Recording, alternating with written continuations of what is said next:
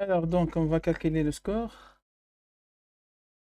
On va calculer le score. Donc, le score est égal au nombre des identités. Donc, nous avons, alors,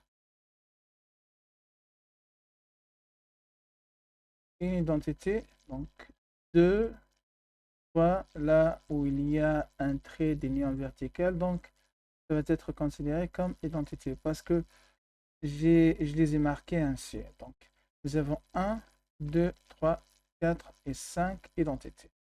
Donc, 5 identités. Le score est égal à 5. Par la suite, le pourcentage d'identité et des pourcentages. Donc, ça va égal à 5 divisé par le nombre de positions. Donc, nous avons une position, 2, 3, 4. Donc, même la gap est considérée comme une position. Donc, 4, 5, 6, 7 et 8. Donc, on a donc 5 par 8 multiplié par 100. Donc, on va voir qu'est-ce que ça va égal notre pourcentage d'identité. Alors, 5 divisé par 8 multiplié par 100. Ça vaut 62,5%. Alors, 62,5%. Alors ensuite, j'aimerais encore vous donc présenter cet exemple-là en vue de pratiquer encore comment ou la manière dont on met notre résultat d'alignement tout en basant sur un parcours qui a été déjà tracé au niveau de notre matrice transformée. Et là, donc, j'ai expressivement mis cet exemple. Euh, donc, dans la mesure que vous voyez comment peut-on s'adapter avec donc euh, notamment avec les gaps.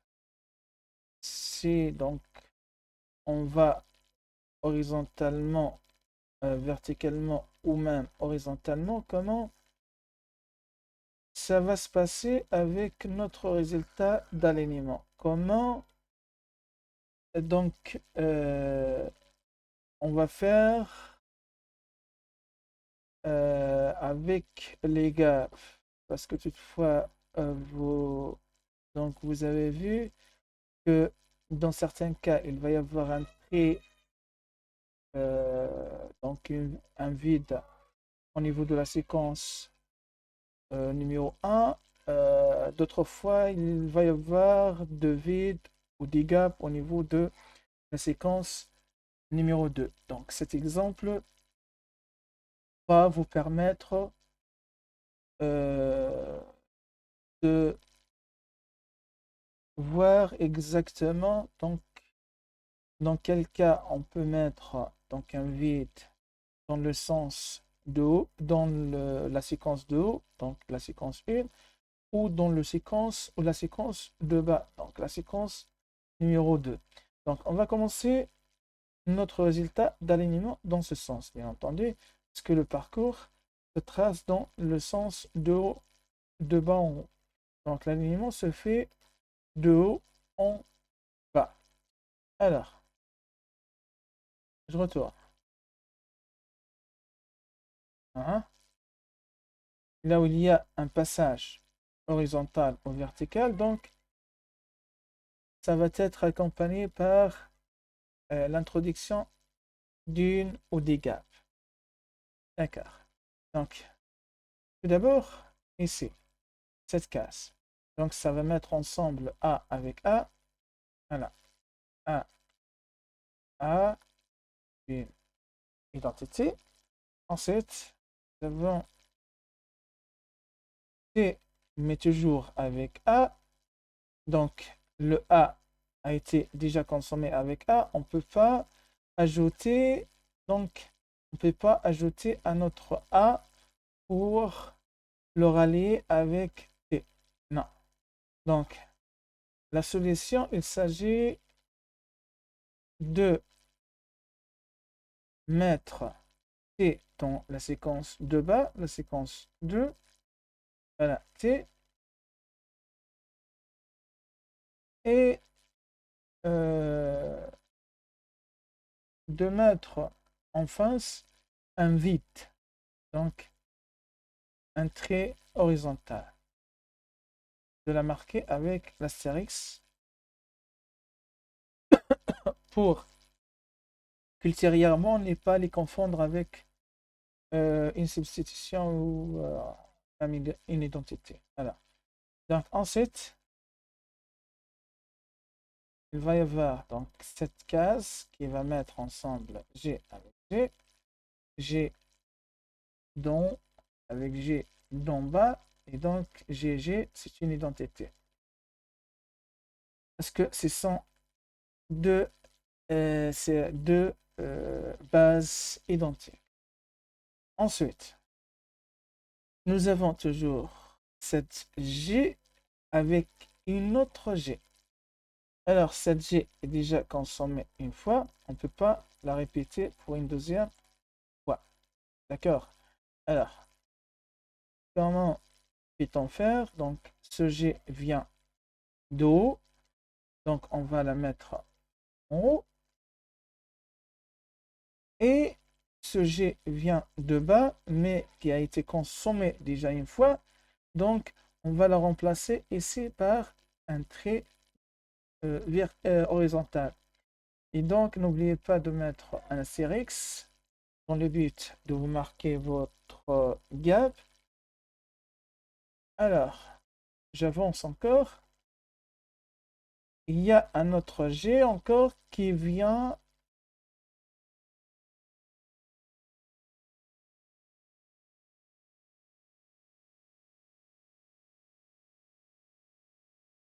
Donc, il y a encore un autre G qui vient donc rallier avec le G qui a été consommé au début. Donc, qu'est-ce qu'on va faire?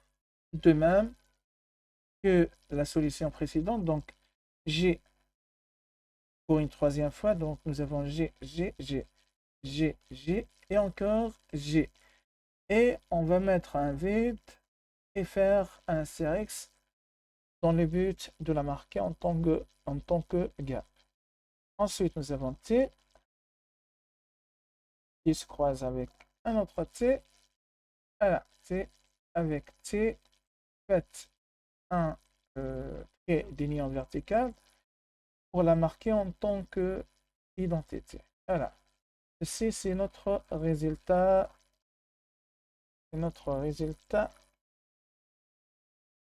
Ceci, c'est notre résultat. Donc, pour le parcours de la matrice transformée.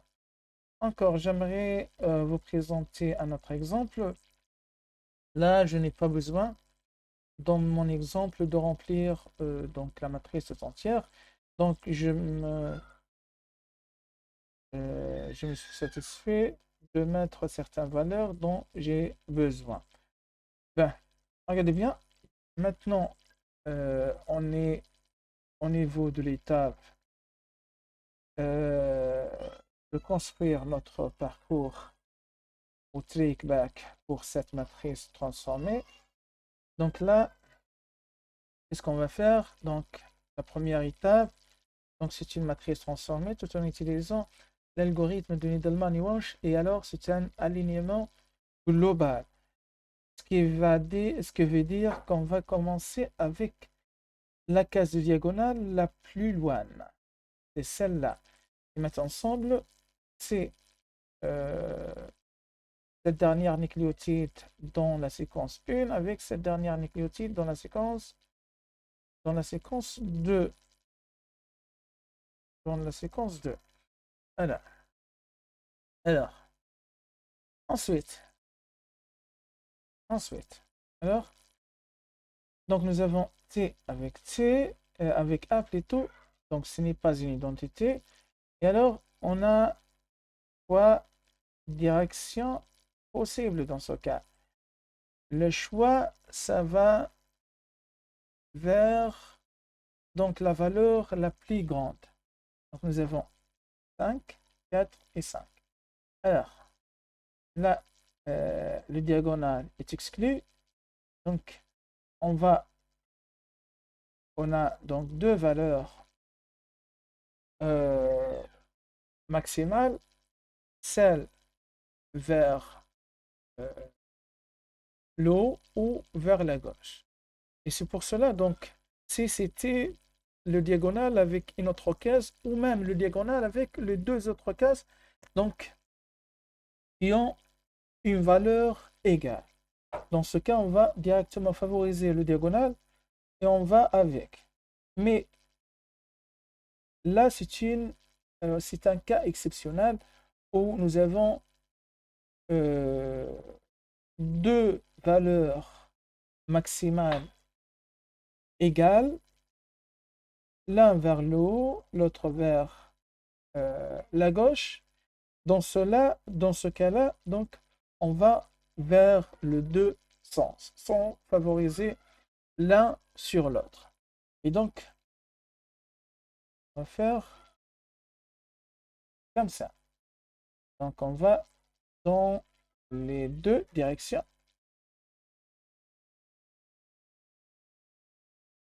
On a une valeur maximale ici et une valeur maximale là.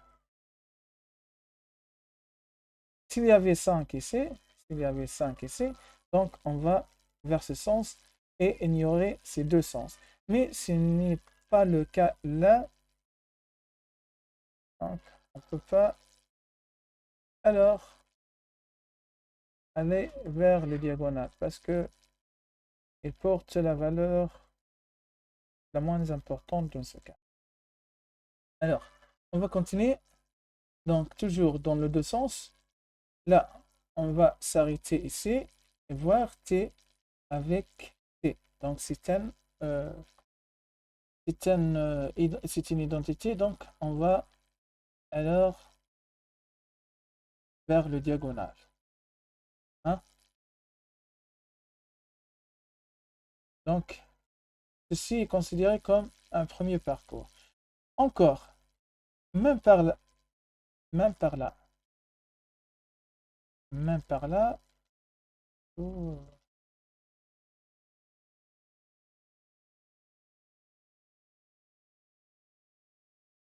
Même par là, on va continuer avec ces seconds parcours.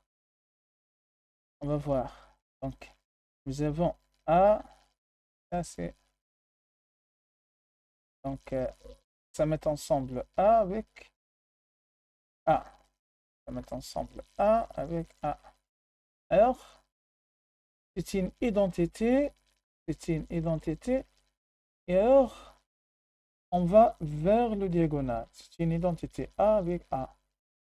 Oui, c'est une identité. Donc, on va avec le diagonal. Encore, on va retourner ici, voir cette case, ça va mettre A avec G. Donc, ce n'est pas une identité. Ce n'est pas une identité. Donc, considérons qu'ici, par exemple, nous avons, par exemple, 0 et 0. Alors, dans ce cas, on va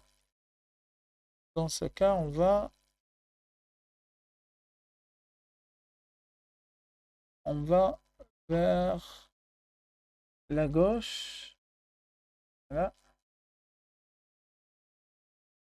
Et considérer qu'il y a 0, 0 ici, 0 ici. De même, donc, pour ce parcours-là, vous voyez, pour ce parcours-là, on va continuer également avec lui. Donc, ça va mettre G avec T. Et alors, ici, ce n'est pas une identité. Donc, on va choisir la valeur maximale parmi les trois choix. Soit ça ou ça. Alors, ceci portant la valeur maximale. Donc, 1 contre 0 et 0 pour les diagonales et la gauche. Donc, on va dans ce sens et oublier les deux autres.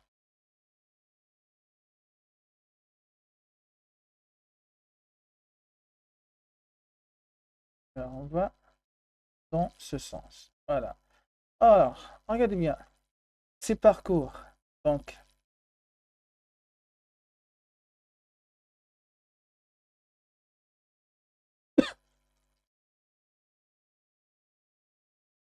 ces parcours. Donc, a été. Alors, donc, a pris deux sens au début. Au début, a pris deux sens. Et puis, les deux sens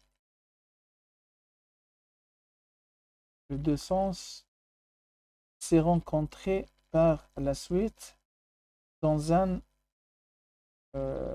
comment dirais-je, dans un point carrefour. Donc, et par la suite, si on continue avec, regardez bien, si on continue avec, qu'est-ce qu'il va y avoir?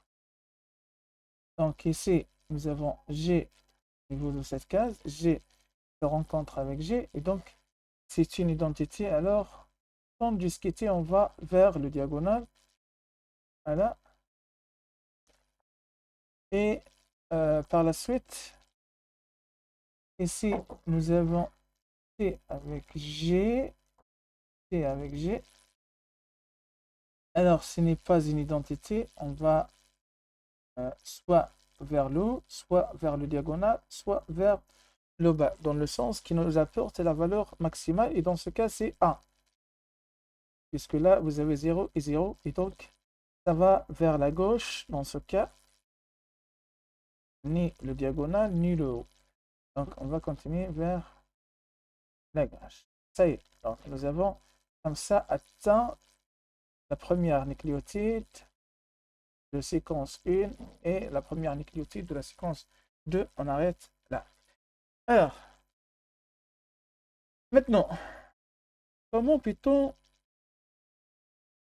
écrire le résultat de cet alignement? Parce que, vous voyez, nous avons en fait un sens, mais par la suite, il va y avoir deux branchements.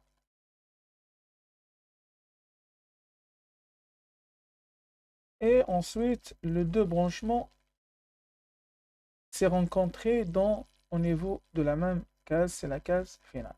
Comment peut-on faire maintenant dans ce cas? Alors, on va faire la suite.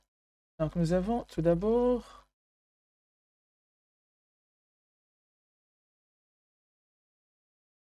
vous voyez,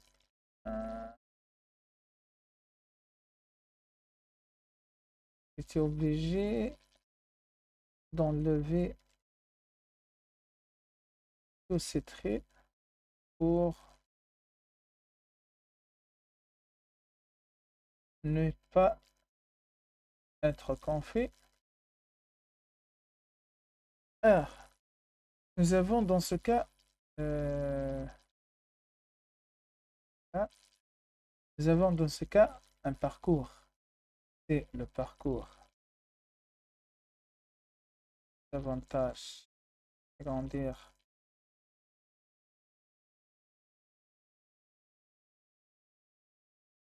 face de mon tableau.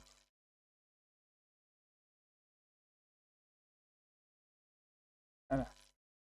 Donc, on a un premier parcours qui va dans ce sens.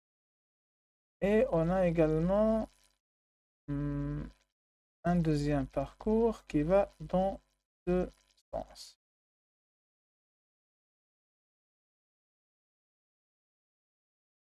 Oui. Alors, le premier parcours, le rouge.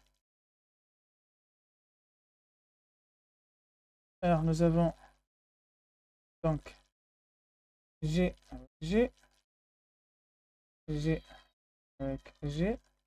Ensuite, nous avons ce G encore qui a été consommé avec T. Donc, on va mettre T du haut avec un gap. Et voilà, un astérix. N'oubliez pas de mettre un trait d'union vertical, ce qui veut dire une identité. Encore. Ici, nous avons G avec G, G avec G, avec identité, bien entendu, un trait vertical. Encore, ça c'est A avec G, et substitution A avec G. Encore, ça c'est T avec T, identité, donc voilà.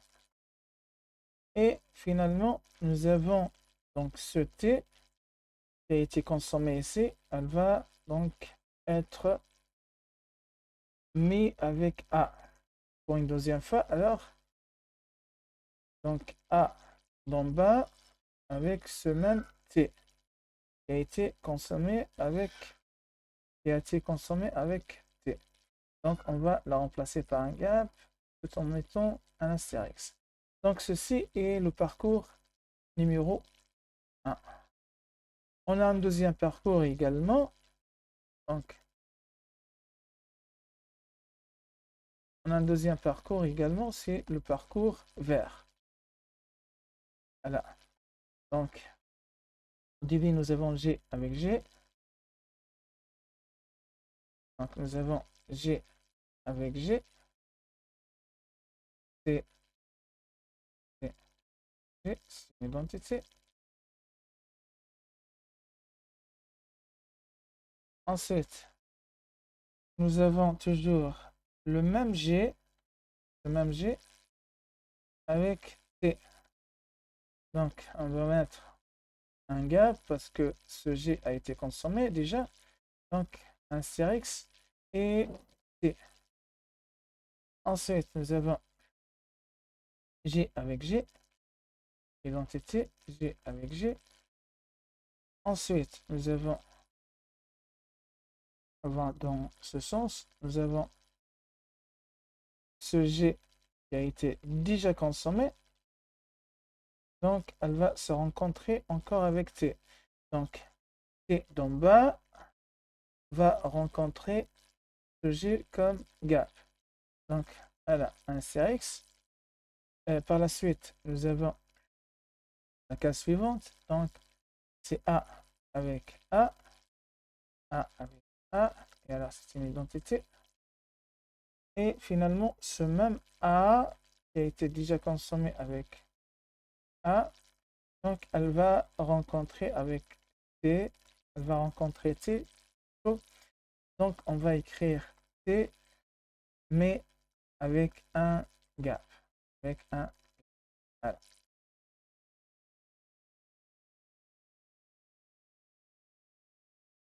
Alors, vous voyez que jusqu'ici,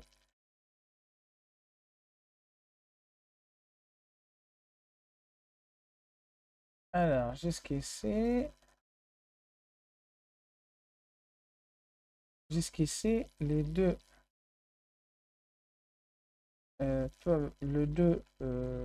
résultats donc ont la même forme. Comme vous voyez. Donc vous avez GG, GG, T gap, T gap, et GG, GG. Le reste, c'est différent. Le reste, c'est différent. Il reste est propre de 1 et de 2. Et donc, même nous avons là comme score, on va avoir une identité de 3. Score 1 égale 3. Une identité de 3. Score de 2 égale score 2. Résultat numéro 2 égale à 3. Et nous avons également, ça va y avoir le même pourcentage d'identité. Pourcentage d'identité 1 et pourcentage d'identité 2 vont égal à 3. Côté 2. Donc, ils vont égal à 3. Score. Alors, score. Donc, 3 sur et 3 sur. 3 sur combien de positions? 1, 2, 3, 4, 5 et 6. 1, 2, 3, 4, 5 et 6. Donc, ça va y avoir alors, 3 sur 6, 3 sur 6 multiplié par 100 dans le 2 cas. Donc, ça va être égal à 50% dans le 2 cas. Égal à 50% et encore 50%. Oui. Donc, on a deux parcours qui expriment chacun de donc le cas d'alignement la plus optimale avec toutes les deux un score plutôt de 3 et un pourcentage d'identité qui est égal à 50%. على tout بالتوفيق للجميع في الفرض إن شاء الله. السلام عليكم ورحمة الله تعالى وبركاته.